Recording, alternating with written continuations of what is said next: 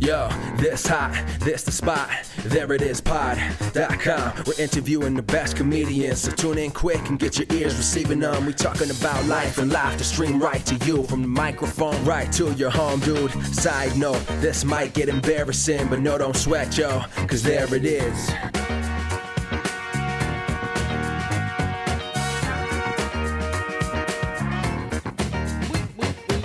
Welcome to the There It Is podcast, a comedy podcast to help you find your inspiration. I'm your host, Jason Farr. Let's do this. Thanks so much for joining us. Fantastic episode today. We have Beth Newell. Very excited to finally have had her on the podcast. I have hoped to interview her for years, and this is one of the few guests who is married to another guest. Her husband is Peter McNerney. You can go back and listen to that episode, get a little romantic There It Is week going, and here in spooky season. Actually, save all of those episodes for Valentine's Day. All right, enough of this nonsense. Look, we've got a really great episode. Beth is awesome. She is a writer and improviser. She co-created Reductress. We talk about how she got into comedy and more. It's a really great, fun chat. She is so sweet and funny. Here's my chat with Beth Newell. So great to have you on the podcast. I've wanted to have you on for years at this point. Wow, I didn't know that. I'm flattered. Oh, yeah. It's an honor to be here. Yeah, I mean, pre-pandemic was when I first would have been like, oh, I've got to get Beth on. But, finally, I asked. Everyone's been waiting for it. I'm sure my wife has. I will say that. Okay, wife of the show, well, Justina, has definitely wanted to. You haven't had a chance to meet her yet, unfortunately, because she couldn't make the party that I guess I officially met you at.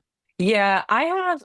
I feel so bad with everyone these days because post-pandemic, between like mom brain and everything else, I'm sort of like, I vaguely know all of you, and I feel so bad if I'm forgetting a conversation we had, or like I have such a I feel like I'm not a stupid person. Like in the moment, I feel like I enjoy talking to people, and then time happens, and I'm like, I know that face really well, and could I tell you It happens beyond to that? all of us. It happens and actually, I just remembered, I think we officially first met at the train station in my neighborhood because you were going to an improv practice. Oh, okay. Yeah, I do. I vaguely remember that as well. Yeah. Well, and I will say about you is like, you're one of those people where I know I have a positive memory, but it's like, well, that's nice. Do you know what I mean? Like, it's like, positive. It's not like, can I fill in all the details of where we were and what we were talking about? No. But well, I mean, given those two touchstones, I doubt, especially in an in-passing thing at a train station. I know, just walking past. Yeah. Right. I actually first saw you like the first few months I was living in New York. I took the Steve Martin masterclass. Oh, yeah.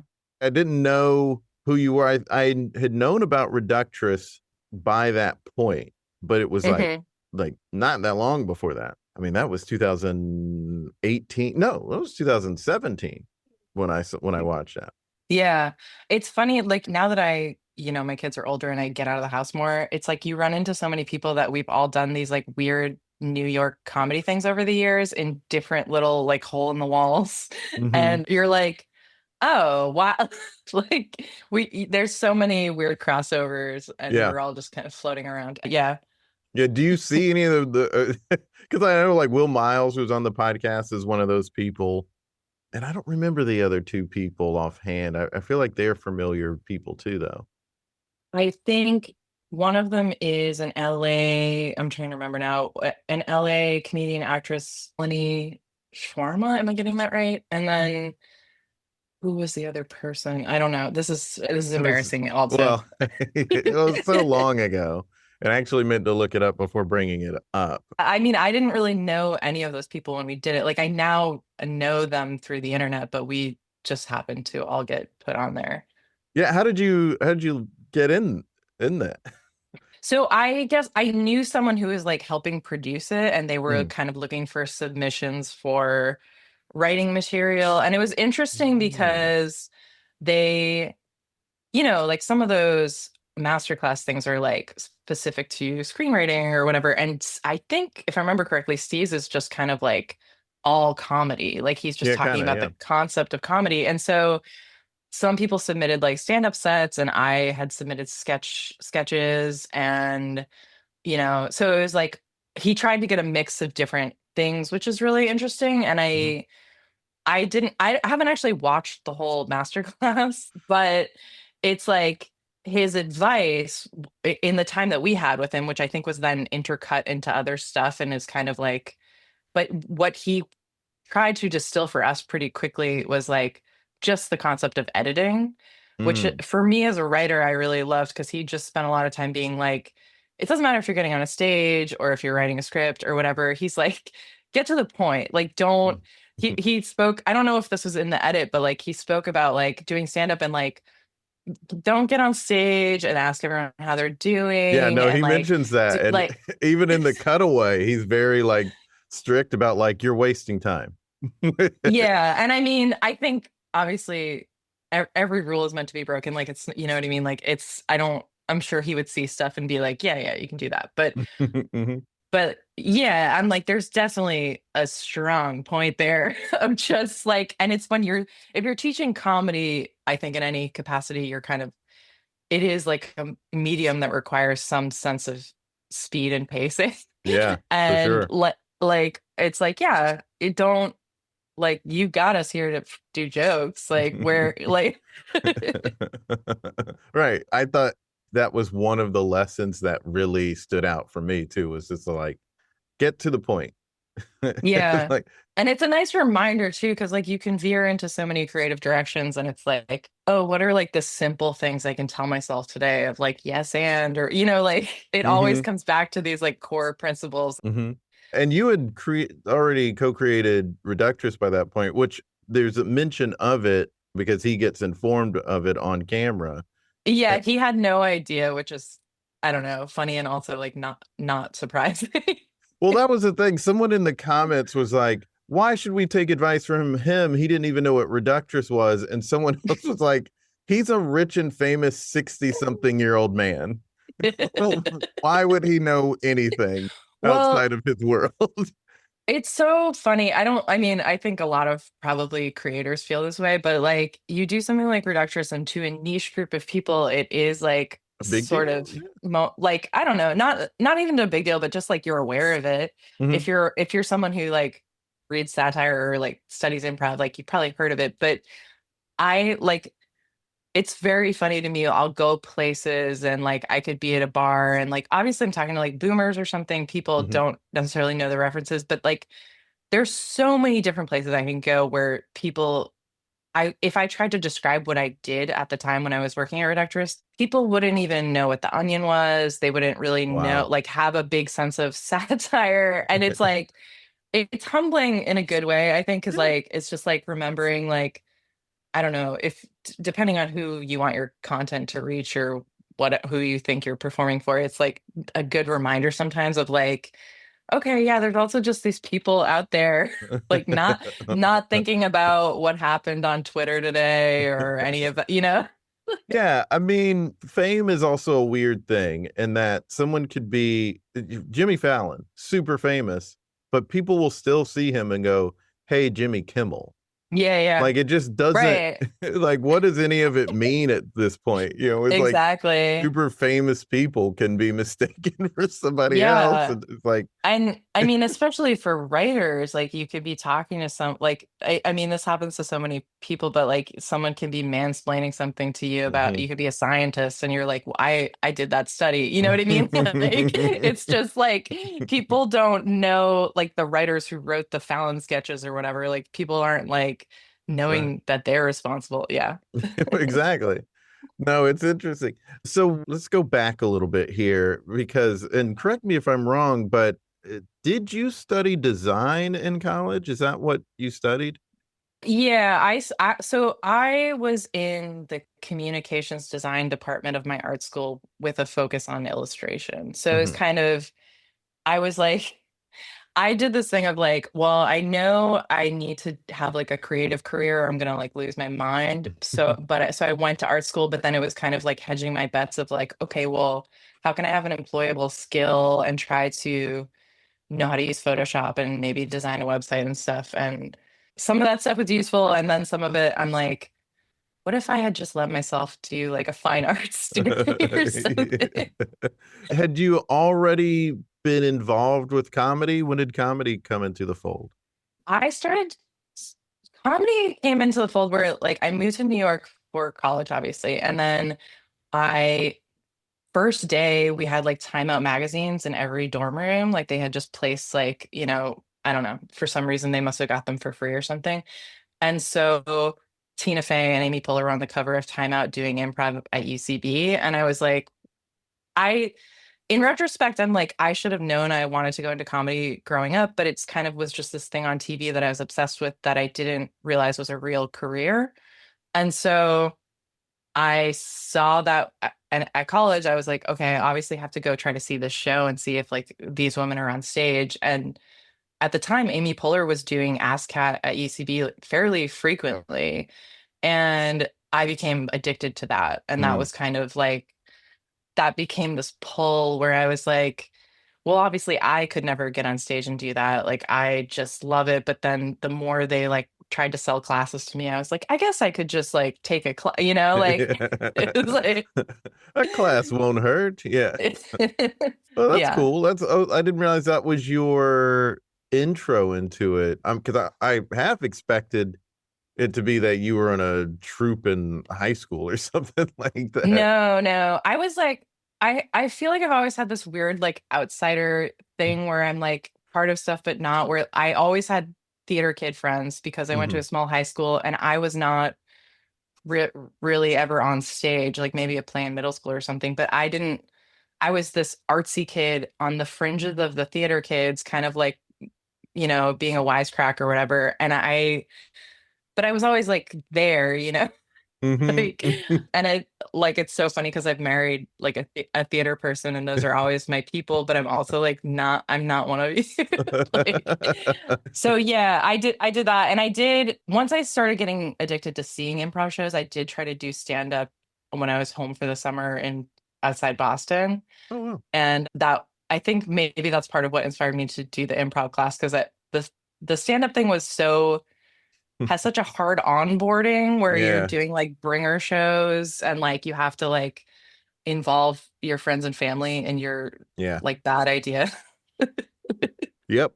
That's Yeah. it. And it can feel like less community and focused than improv could be. Yeah. I mean, you're at least like in it together, seemingly in the same page Yeah. with everyone in your class.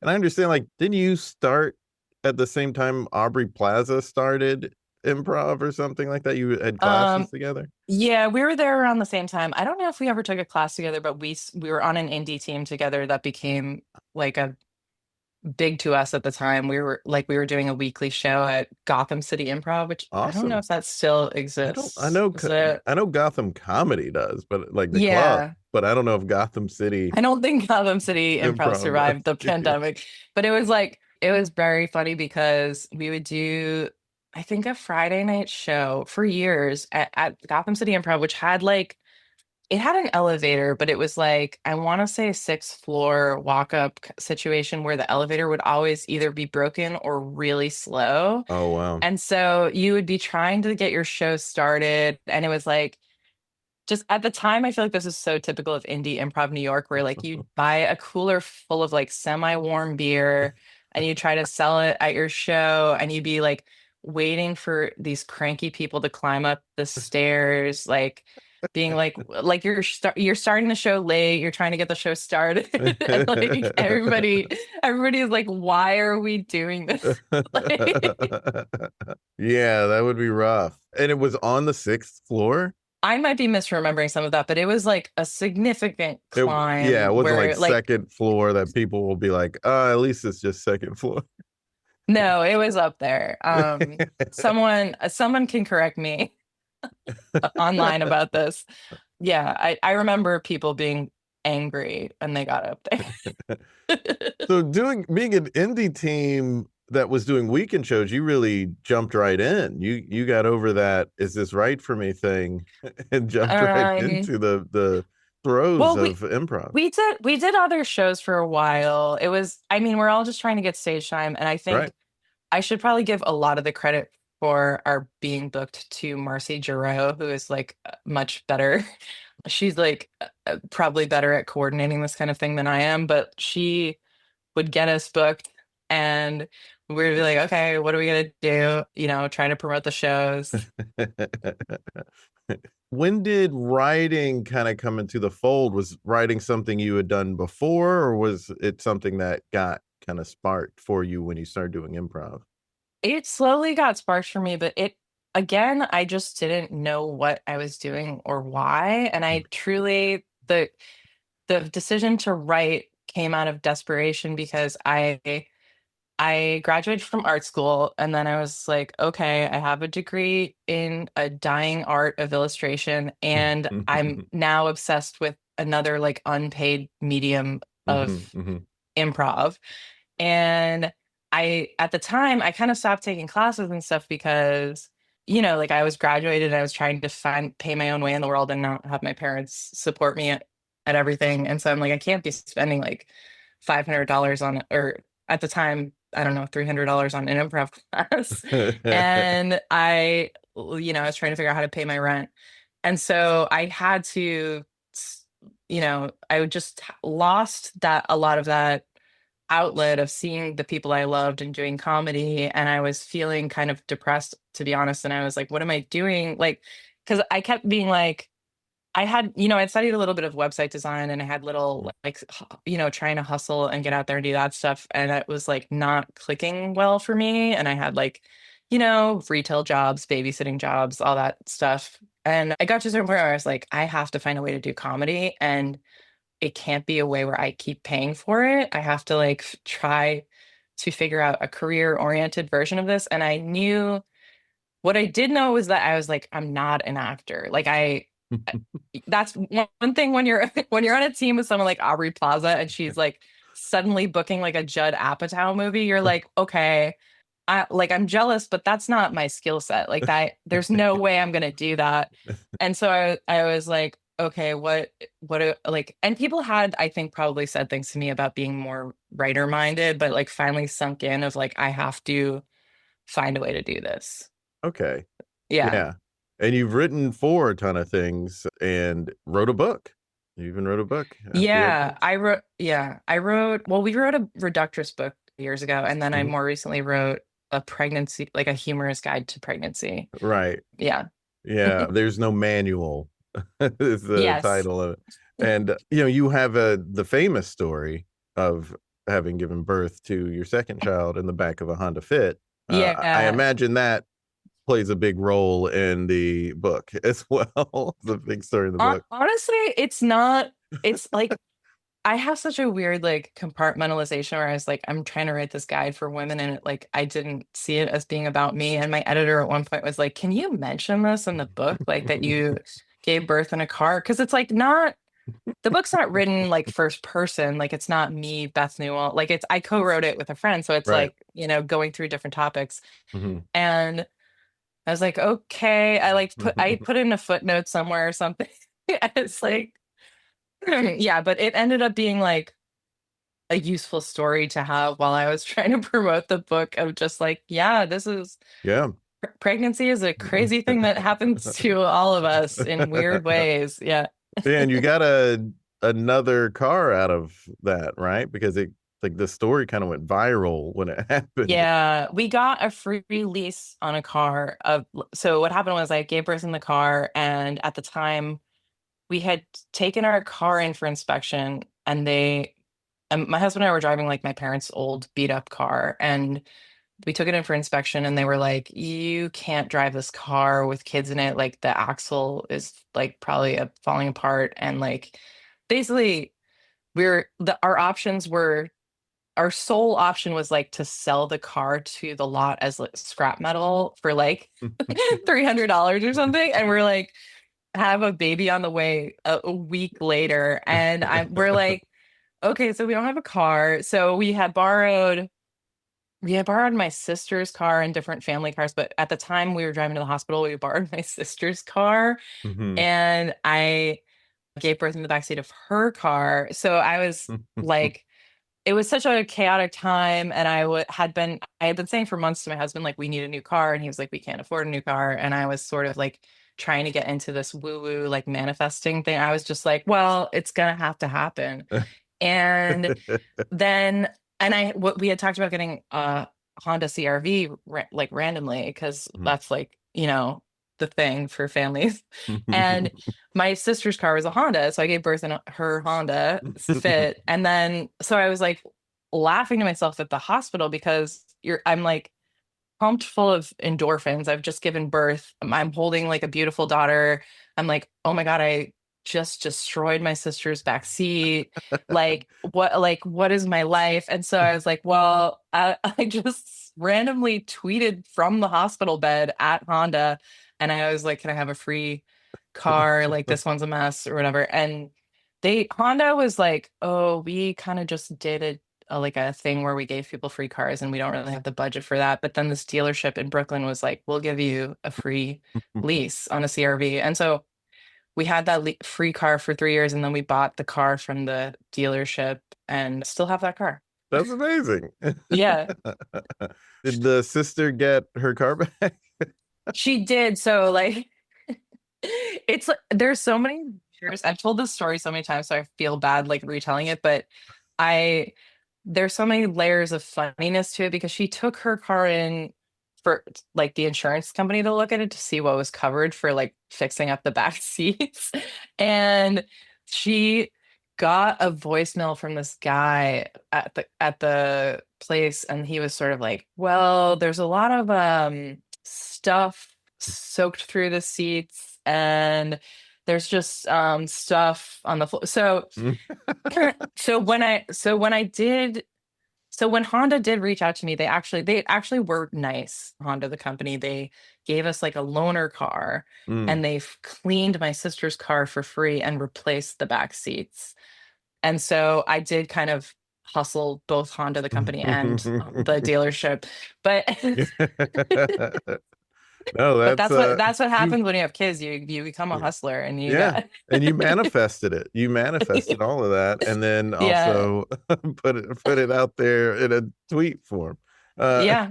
So when you started Reductress, I'm sure you've told this story a lot before too, but what was the impetus for that? Was it because you're like, I've got to make money off of writing?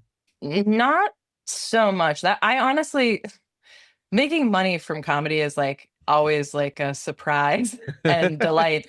But like what happened, I think all of my best ideas do come from this like place of frustration or like, how do I Hmm. solve this problem? But like I had been teaching sketch at the Magnet. I had been doing sketch writing at the Magnet, and I was managing the teams, and it was great, but I felt like I think I was projecting my own insecurities onto the situation where I was just noticing like a lot of other women didn't seem to have the confidence to do sketch or even like take the classes or think that they could write or perform that. Like, it was just kind of, when you're in that improv world, it's very easy to kind of be like, I just do improv and like I can't, you know what I mean?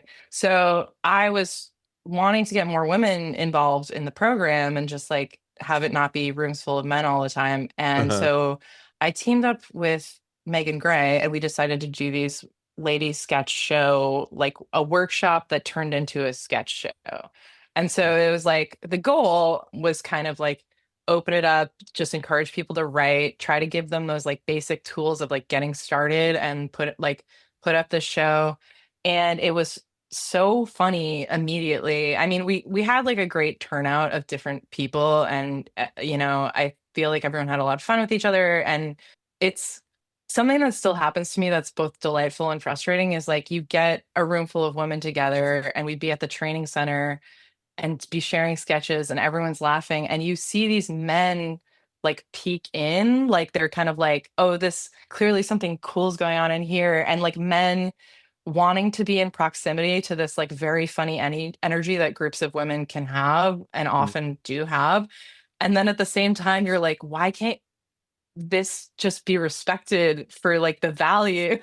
Like, but and not that anyone was like consciously trying to keep us down or anything, but it was like, oh, this is so funny. And we've all been gaslighting ourselves into Mm. thinking that we're not capable of doing this. So we did those shows, and I think that that is because that's around the time that I came up with the idea for Reductress. I think it was just had been on my mind, and thinking about different things in women's media and comedy, and I was like had this weird late night thought where I was like, oh, what if you did a satire site that was like kind of a woman's magazine, or like, there's so much material there that had been coming up over and over again. And so I reached out to Sarah Papalardo, and I was like, I have to send this email now before I get down on myself about this idea. And I was like, let's just, throw it out there to someone, because I had been doing sketch with Sarah on different other sketch shows at the theater.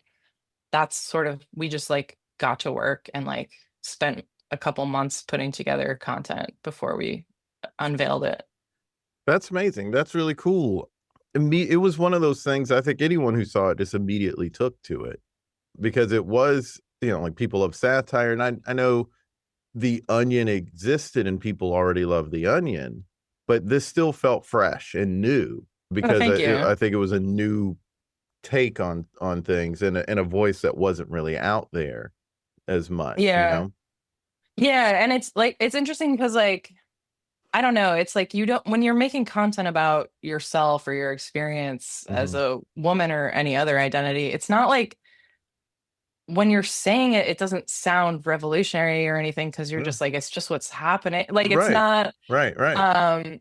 and that I think you just don't realize everything you're experiencing or like feeling in your head is not on everyone's minds all the time. You know what I mean? Like, it's not like not everyone is having the same kind of neurodiverse obsession with like the patriarchy.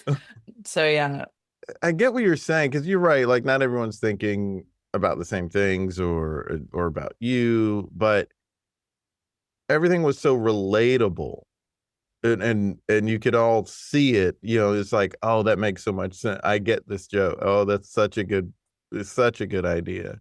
Um, Yeah. But I yeah. think so much of that was just like us putting out a call to women and people we knew, Mhm. and them, them pitching ideas and writing it and stuff with us. And like, it was just that they didn't have a platform for it. Like, it was Mhm. already like it was Yeah, all there. It exactly. was all there in It was those all there, but people. that's exactly. Yeah. It wasn't Yeah. new and fresh in the sense that you all created a voice that didn't exist, or like an experience that didn't Yeah. exist.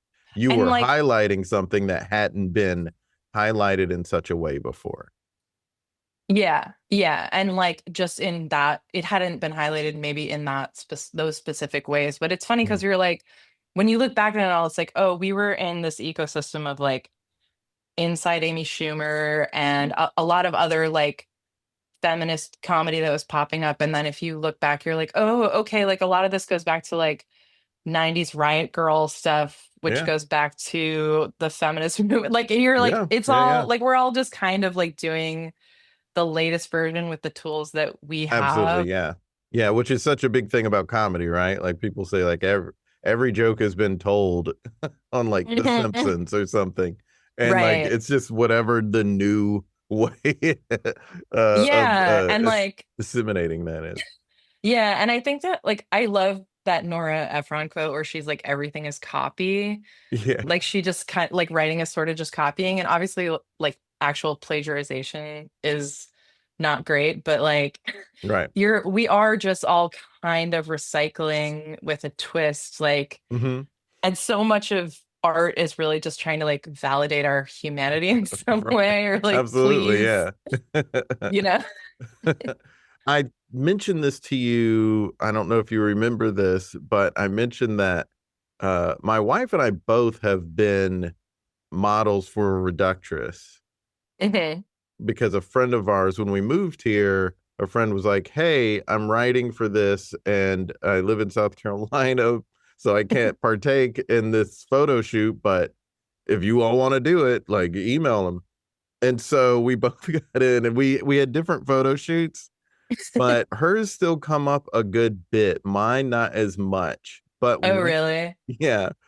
But I mean, this is like 8 years ago at this point. But when I went in for the photo shoot, you were there. You were just like around, like going Okay. off to lunch or something like that. So I didn't get to meet you. I just said like, "Oh, that's Beth." Yeah. You were actually in the background of one of the pictures. You're Oh, like really? walking away. Let me put it in the chat so you can see it. This is the Instagram of it. That's so funny. Hey, that's so funny. Yeah, you're just like I walking away. You just happen to be in the shot. Yeah, we would take turns doing the photo shoots. So sometimes I would take the pictures and sometimes someone would be writing in the office and switch off. But like Mhm. it's such a funny thing, like when you like actually making comedy and then trying to figure out how to execute things, whether it's a sketch show or this, where you're like, oh, now I have to find copyright free images Yeah. and like ask people for favors to come like stand around and then like I feel bad sometimes for the models because you're like the headline that people get associated with. Mine are not so bad. The one you just sent me though is you and another woman, and the headline is "Boyfriend's Ugly Shoes Taking a Toll on Relationship." Yes. It just yeah, it's like so you have to be willing to associate yourself with the worst possible headline. True. Yeah.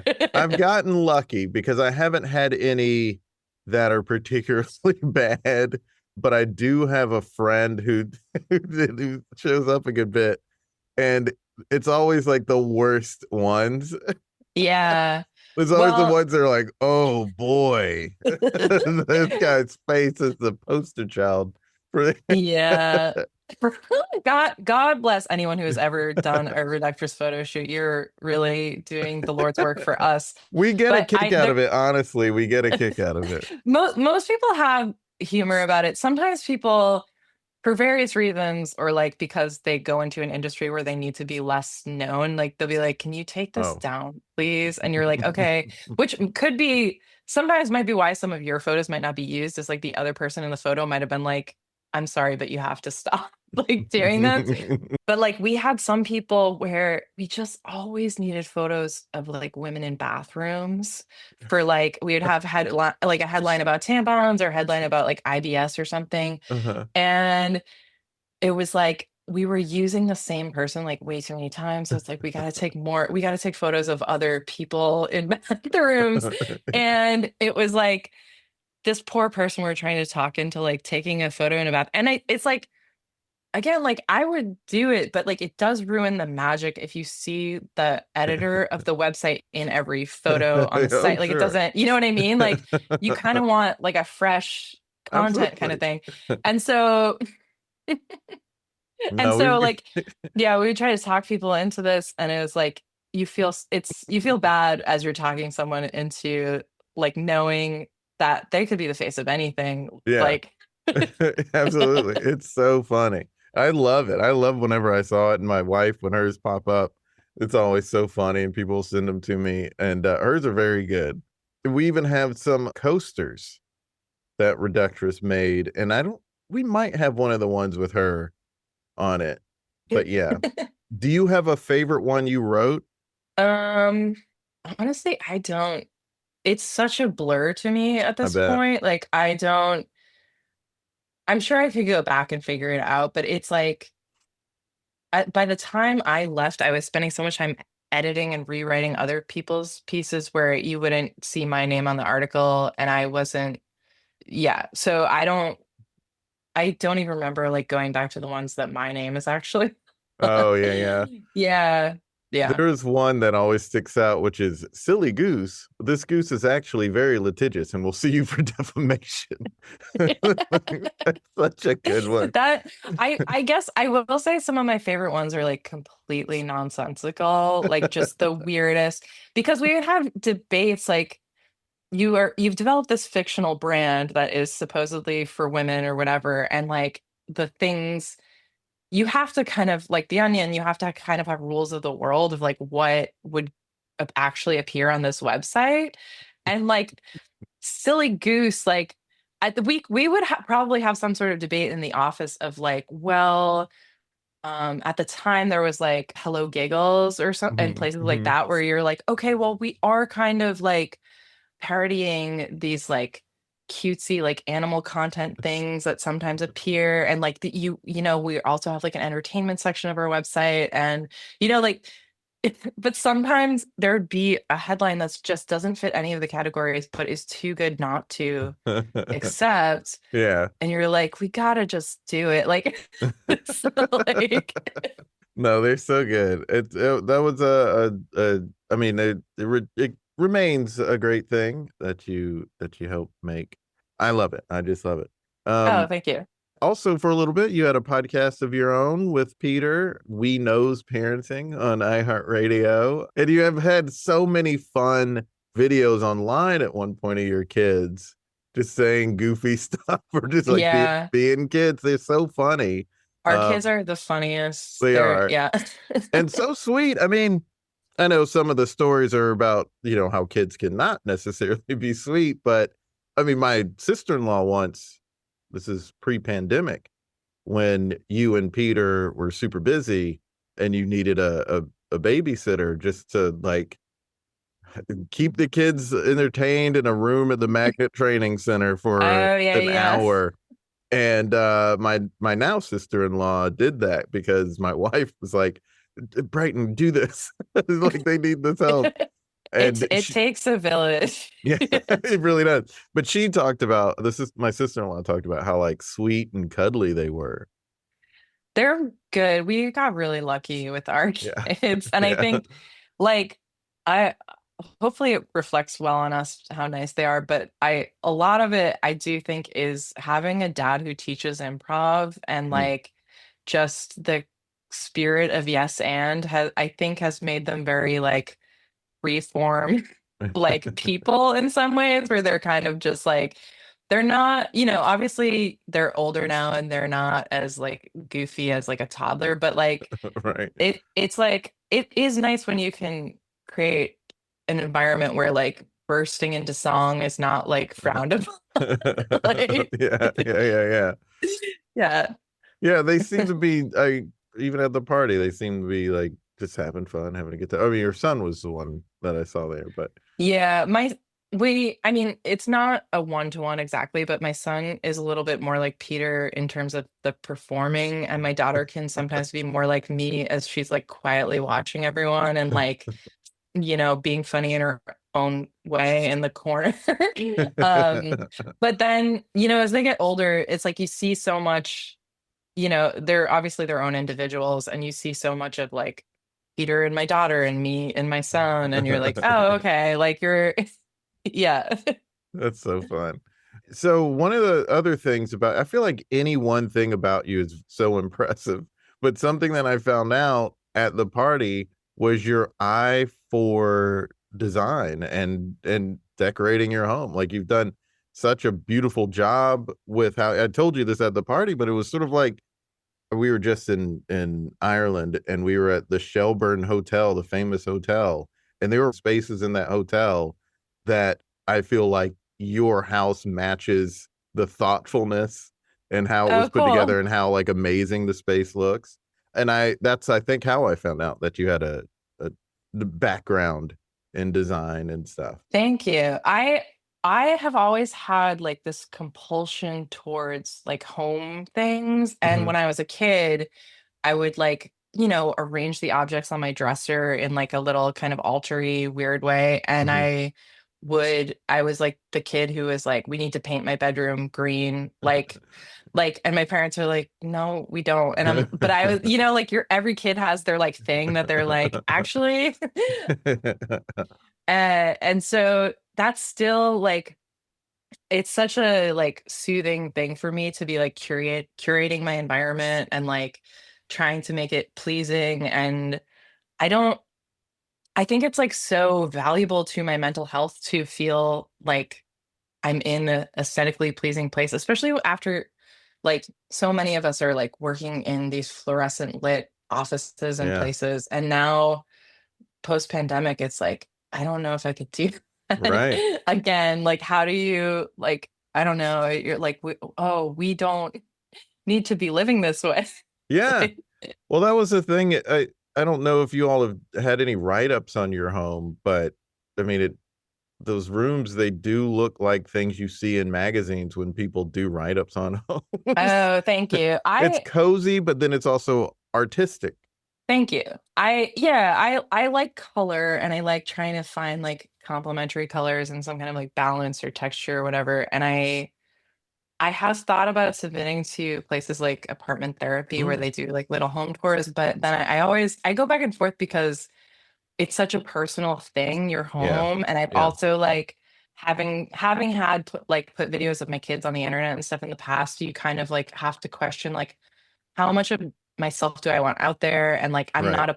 I'm not a super public figure yet, but like I think the other thing about home stuff, which I have always been obsessed with, but we live in this era where like housing is so not guaranteed. And so Yeah. it feels like you're kind of flaunting this Hmm. privilege to even have a home, let alone like multiple rooms to decorate or the budget to do that. And so Right. I have a lot of weird feelings about it where I'm like, I don't want people to feel like I don't know. I think like when you get interested in something, a lot of it can bring out other people's insecurities of like what they don't have, and you're like, I'm not trying to do it to make you feel Right. bad. Like Yeah, I get what yeah. you're saying though, because that is something with like the celebrities who put them on private jets and living this extravagant life out there. It does feel like flaunting it and not like, hey, I'm just sharing my day. But I don't Yeah. know the right balance for it either. I mean, I feel like someone much smarter than me needs to help me figure out what is, because like you shouldn't feel bad for what you've done. Like you haven't done Yeah. anything in a weird way. You're not flaunting. No, I think I love following like content creators who are like renovating their houses or stuff. Hmm. Like I can't get enough of that kind of content, and like people selecting colors. And even if I don't agree with their taste, which like we all have our own Right. very individual styles, I the process is like fascinating to me. So I don't want to say I like feel bad about people doing that or like, but there's just a lot to for me to think about in terms of like how much I need other people to know, because Mm, it's weirdly like it's something I do feel like I face certain backlash from individuals where you're like, mm, I get why it's such a touchy subject when you live in a place like New York City where people can right. barely afford their one bedroom of an apartment, let alone, you know what I mean? Like I have so much empathy for how it triggers people because we didn't move into our home until a few years ago, and and we had lived in smaller apartments prior to that. So like the fact that I have outdoor space and Hmm. like I'm like this is like a tremendous privilege, obviously. So Sure. I don't like, and I think I don't know. There's so much to think about of like when I guess I'm overly thoughtful about content creation at this point because I've like put Right. things out on the internet, but you think about like, okay, if I started making videos about our like little home projects and the things we're working on, Hmm. what's the end game of that? Like, am I trying to then sell ads for like home goods? Because I Right. don't know Yeah. that you know what I mean? Like, you're like, what? I have a tendency to overthink these things. Like, That might be. That might be. I mean, it's good to be thoughtful. Like you're that's essentially what you're doing is being thoughtful about how other people might receive something. I just don't know where the line is for it. You know, it's like you well, could and end up kicking that can down the road forever. yeah, and I actually don't think you should be creating things with other people in mind. I think I Mm, just I also have this now that I've put together an internet company and worked on that for years and like done a certain type of content creation in the same way over and over again, you kind of are like, oh, do I want to put something out there at the risk that people like it? And then I feel pressured to be like the girl who does X, Y, and Z on the internet for people. Do you know? right. Like, Right. Oh yeah. I mean, that's something I too do not want to I don't want to be a content creator, but right. you know, what are you gonna do? Yeah. But I mean, but That's the way nowadays. anytime I do share stuff and people tell me they like it, I enjoy that. I do. Yeah. Yeah. Yeah, and I think you should. Yeah. I think you should. Well, it's been super easy to talk to you. We're at the end of the episode. It's time to like create something together. I could talk to you for longer, but it's just not in the cards today. That's Uh okay. so It's flown by. it has. I do want to mention though, you are doing improv. When I saw you, you were rehearsing for a previous running UCB team. So you're back in the fold of doing improv, and you're doing Old Yorkers every other Hmm. Friday at Second City. That's right. In Brooklyn. Yeah, which would be great. So then are you going to have one on Halloween? No, I don't think so. Okay, but you are doing shows every other Friday, so people could check that out Hmm. on Second City's, New York City's website, or your website, Hmm. I suppose. Uh, I don't think I have dates on my website, but yeah, I do have a yeah, link to Second City, I believe. Yeah. awesome, awesome. So people go check that out of Old Yorkers at Second City. But yeah, creating something together. The idea that's coming to my mind is writing a Reductress satirical joke. Is that how you Okay. all referred to it? Was it like a joke, or is it Um, a post yeah, headline headline? or yeah. Okay. So how, if we're going to demonstrate how to do that briefly, Yeah. how does that process go? I think it's pretty similar to like a game style sketch or improv where you're kind of like, well, what's the thing in the news or in the world that you're noticing that you think is funny or you're frustrated by? Hmm. So you usually pick a topic when you're doing, especially with internet content, like you're like, what's in the news today? Hmm. And then you're kind of like, I would say, you know, sometimes things just come to people and then that's the headline you use. But sometimes if you're really like trying to dig down on something, you're kind of like, let's start out by listing all the things we think are funny about this or weird or Oh, unusual. okay. All right. So if someone were like right now, one thing is happening in the news is the Riot Comedy Festival that all these comedians went to, and now the Hmm. comedians who went to it are pushing back on the criticism in strange ways. And so, like they're kind of missing the point in each situation. So you would start by like sort of breaking down what's funny about their response.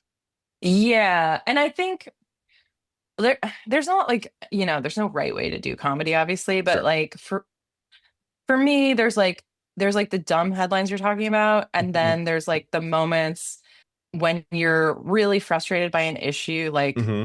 in the world that where to me, I think you should try to, I mean, everyone talks about like punching up and not punching down, but I think you should be trying to distill it to the main elements. So Mm. like with Riyadh Comedy Festival, there's like probably a lot you could say about individual comedians involved and like what their personal flaws are or whatever, or their flawed thinking. I think sometimes it's more satisfying to like what's the bigger picture issue or like what's the commonality between those people. And like I think like for this, I guess personally, this without having a specific idea, I would want to hone in on like the greed of it all. Like, Yeah. because Okay. I think that just speaks to so much of like what all of what's going on in the world is like Right. people have these principles until someone has a paycheck to offer. And Yeah. then it's like, yeah, like I guess I could see like some headline that's like Bill Burr vows never to do this again until there's money involved or like, like, Yeah, that's a good one. Yeah. something Yeah. like that. And it's just, I guess a lot of it too just comes from like if someone were starting out, because you had a line that got a laugh relatively quickly, but for other people, it's just the repetition of figuring out where the funny is. Yeah, and I mean, like it's so much like what I just talked about is like a little bit more big picture, but then so much of it is just the specificity of like, is the joke that Bill Burr got a paycheck or is it like he got like a coupon or like, like what's the like thing that will make this really funny for us? And like sometimes the joke is leaning more on like the silly words, and sometimes it's leaning more on the concept, and like we all have different types of comedy we like. But yeah, Right. there's obviously like a million ways to attack it. And I think whatever's making you laugh, like go with that, like Okay.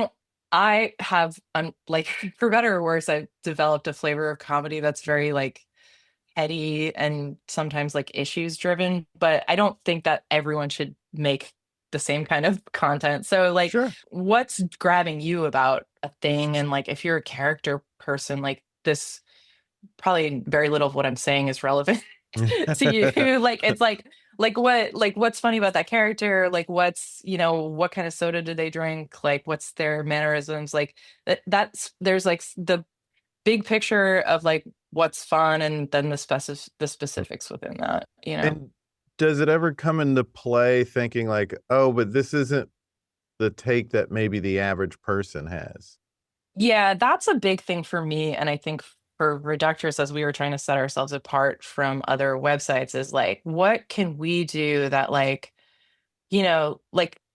other people are putting out content and then they're answering to like the head of, some mega publishing company, or, like they're like people just don't always have the same agility to do things that you could do. And like, if you're trying to produce a movie or a show or something, you have, logistical constraints of like what can actually be filmed. And like, so, like if you're doing animated, you could take that in a million different directions and have like zombies come out. You know what I mean? So yeah, I have ways of attacking things depending on what I'm doing and what my resources are. And yeah.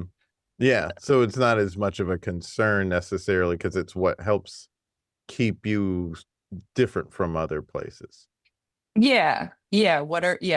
I feel like personally there's so much noise out there, and I'm not the person. I think there's so much value in like a Kristen Wiig or someone who can just do it, like a lady who works at the Target, you know what I mean? But I am not the person who's probably going to bring that character to life in the funniest way possible. But I am someone, I think, who can sometimes see these threads of like capitalism or whatever that I'm like, what's that about? Like I will try to highlight that stuff. So hopefully my comedy doesn't read as like a dry textbook about patriarchy or anything, but I'm trying to find the way that I would attack certain things for sure. Well, there it is. Thanks so much for being on the podcast, Beth. Yeah, thanks for having me. So fantastic to have Beth on. I hope you enjoyed that. And you can see Beth perform. Go to bethnewell.net to find out show info. And you can also read up on her book, No Manual. She performs with Old Yorkers at Second City, New York every other Friday. Their next show should be November 7th, but check secondcity.com for more info. Follow us on Facebook, Instagram, and Threads at There It Is Pod, and subscribe to our YouTube channel at There It Is. And follow me on Instagram and Threads at Jason Farr Pics. Also subscribe to our comedy lifestyle newsletter and support us if you can. We have a Patreon and a PayPal. Go to thereitispod.com for newsletter and support info. Links in bio. What a great episode, right? Well, we've got another great episode for you next week. Until next time, be good to each other. It's a moral imperative. The music for the theme song was created by Neil Brooks. The rap was written and performed by Nick Acevedo. The logo for There It Is was created by Jeff Prater. The There It Is podcast is produced by Jason Farr.